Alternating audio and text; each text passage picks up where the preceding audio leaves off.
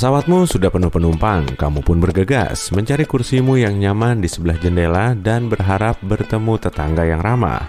Karena penerbangan 6 jam ke Hawaii dengan kemungkinan bisa meletakkan tangan dan kakimu sesuka hati adalah hal sangat bagus untuk mengawali liburanmu. Kamu duduk rileks di kursi sebelah jendelamu, membayangkan berjemur di pantai begitu sampai tujuan. Kamu menyapa tetangga pertamamu yang duduk di kursi sebelah lorong. Kamu lihat kru pesawat akan menutup pintu. Kamu menghembuskan napas dan meregangkan kaki. Nggak ada tetangga lagi.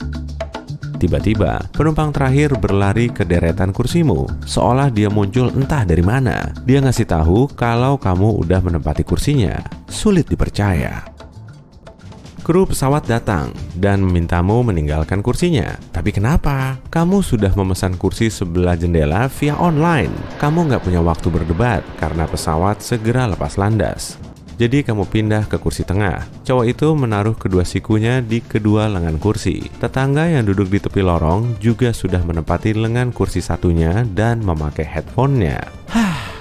Kayaknya tak ada ruang sedikit pun untuk sikumu. Pertarungan telepati yang senyap untuk mendapatkan lengan kursi pun dimulai. Kamu udah kenal semua tipe tetangga yang duduk di kursi tengah karena sering naik pesawat. Tipe yang mana kamu? Penumpang yang menguasai kedua lengan kursi adalah yang kita sebut universal karena dia merasa sebagai pusat alam semesta. Sementara penumpang di sebelah jendela dan lorong harus tetap di tempat masing-masing.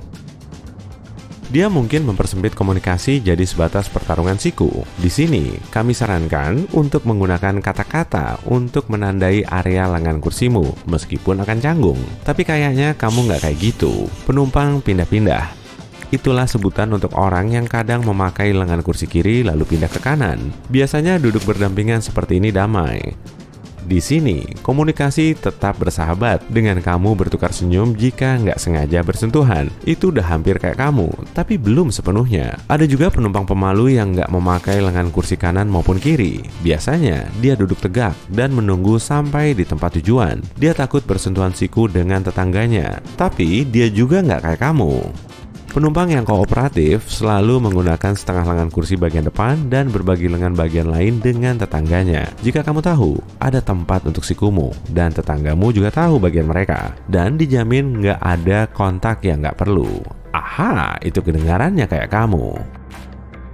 Sekarang kamu taruh sikumu di kedua lengan kursi dengan menggeser lengan tetanggamu, tersenyum dan memberi isyarat bahwa dia harus berbagi tempat. Sekarang akan kami ungkap rahasia kenapa kamu sampai dapat kursi tengah. Maskapaimu harus mengganti pesawat di menit terakhir dan denah tempat duduk yang berubah menempatkanmu di kursi tengah. Ternyata editor penerbangan nggak bisa mempertahankan kursimu yang di sebelah jendela karena sulit mengatur ulang denah tempat duduk dalam waktu singkat.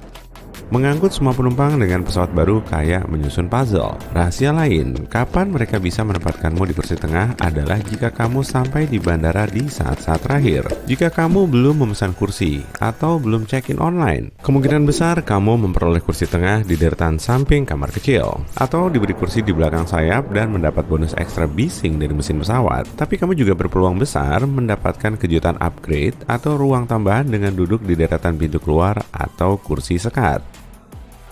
Sekarang ini, seperti yang kamu tahu, algoritma lah yang mengatur dunia. Rahasianya di sini, kamu harus sering memakai maskapai yang sama. Maka, kamu akan mengakumulasi segmen penerbangan atau mil sebanyak mungkin untuk berstatus sebagai anggota klub dengan hak istimewa menyenangkan. Lalu kamu akan disebut sebagai anggota Gold.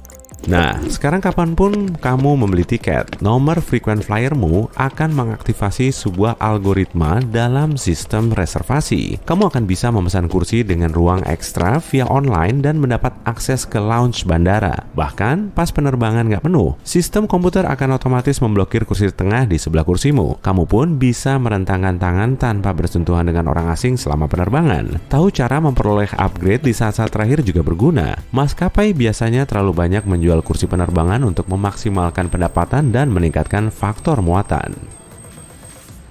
Itulah kenapa mereka terus menghitung jumlah penumpang yang nggak muncul selama waktu dan tanggal tertentu dengan software khusus. Cuma butuh 727.000 sampai 1,45 juta rupiah untuk maskapai bisa mengupgrade penumpang ekonomi ke kursi kosong kelas bisnis atau kelas 1. Itu sebabnya upgrade gratis bisa sering terjadi. Tapi bagimu ini penting, terutama kalau penerbanganmu jarak jauh. Kamu akan memperoleh pengalaman premium berdasar status prioritasmu. Artinya, jika ada dalam daftar anggota Gold, kamu akan berada dalam peringkat prioritas tertinggi. Lalu, program komputer akan menunjukkan kepada petugas gerbang bahwa kursi ekonomimu nggak berlaku lagi. Petugas gerbang akan mengganti nomor kursimu dari 6A jadi 1A. Dan itu berarti kamu bisa mendapatkan pelayanan teratas. Kamu juga akan jadi yang beruntung memperoleh minuman mewah, filet mignon, dan kursi nyaman di bagian yang lebih mewah, kabin. Berikut ini rahasia yang lain. Jika terbang sendirian, kamu akan lebih sering memperoleh upgrade dibanding kalau terbang dalam rombongan. Jika kamu memesan makanan khusus di awal, kamu nggak akan memperoleh upgrade gratis, karena makananmu nggak bisa di-upgrade bersamamu. Maskapai mengontrol jumlah makanan dan nggak akan menyajikan makanan spesial kelas ekonomi di kelas bisnis. Tapi kamu juga bisa mendapat upgrade meskipun bukan anggota Gold Club loh. Inilah algoritma lain yang bisa bantu kamu untuk mendapat upgrade di bagian check-in pesawat jarak jauh. Katakan total kursinya 354 buah. Ada 8 kursi kelas 1, 42 kursi kelas bisnis, dan 304 kursi kelas ekonomi. Yuk kita berasumsi kalau ada 4 penumpang kelas 1, 20 penumpang kelas bisnis, dan 330 penumpang kelas ekonomi. Kelas ekonomi kelebihan penjualan 26 orang. Sekarang, siapa 26 orang yang akan beruntung untuk duduk di depan dan kapan hal itu diputuskan? Supervisor maskapai menginstruksikan petugas check-in untuk mencatat penumpang yang datang dan diam-diam dia akan menaruhnya di daftar SFU, artinya suitable for an upgrade atau cocok untuk di-upgrade. Kamu tidak akan melihat kemungkinan upgrade saat itu. Awalnya, petugas check-in akan memberimu boarding pass kelas ekonomi dengan nomor kursi tercetak di atasnya. Semua itu berawal sejam sebelum keberangkatan di gerbang. Saat itulah counter check-in tutup dan staf tahu angka terakhirnya. Yuk, kita berasumsi ke 354 penumpang muncul pada waktunya. 26 penumpang kelas ekonomi terakhir memperoleh boarding pass mereka tanpa nomor kursi dan supervisor menyelesaikan daftar penumpang. 4 penumpang kelas bisnis pertama yang beruntung mendapat upgrade bisa pindah ke kelas 1 dan 22 orang dari kelas ekonomi di-upgrade ke kelas bisnis. Sekarang, ada cukup tempat di kelas ekonomi. Boarding pass baru dicetak dan supervisor gerbang mengumumkan nama-nama orang yang beruntung. Itu sebabnya terlambat boarding itu bagus, sebab upgrade masih diproses sampai menit terakhir.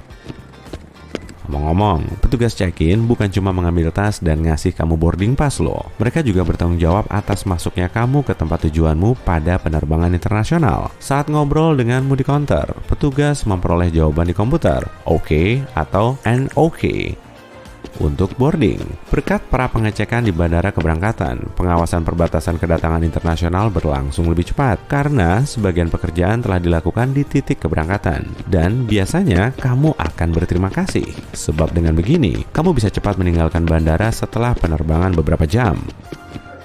Petugas check-in juga memastikan bahwa penumpang nggak membawa bagasi berlebih. Ketika boarding, kamu disambut senyum ramah dan sapaan dari 1 atau 2 kru pesawat. Mungkin kamu nggak tahu, tapi saat ini, kepala kru kabin diam-diam mengecekmu apa kamu layak untuk terbang atau enggak. Mereka memberikan perhatian khusus kepada penumpang yang kemungkinan agresif. Mereka biasanya disingkirkan sebelum penerbangan.